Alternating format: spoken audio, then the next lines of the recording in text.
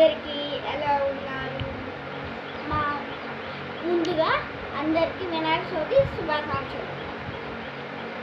మా అమ్మ అయితే కొత్త రెసిపీ చేయమంటే పులిహార, కార చలుకులు, శనగలు చేసింది. ఇంకేమున్నాయి చెప్పండి?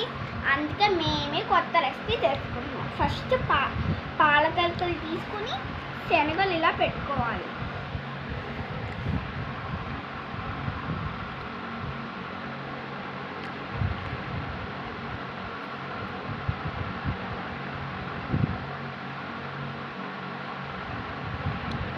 ఇట్లా మొత్తం పెట్టేసుకున్న తర్వాత నేను ఇప్పుడు తిని టేస్ట్ చూస్తా.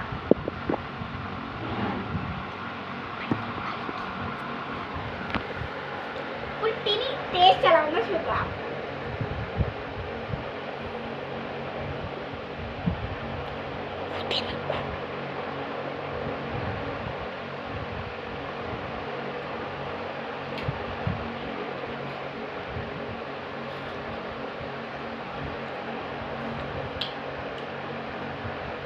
చాలా బాగుంది ఫ్రెండ్స్.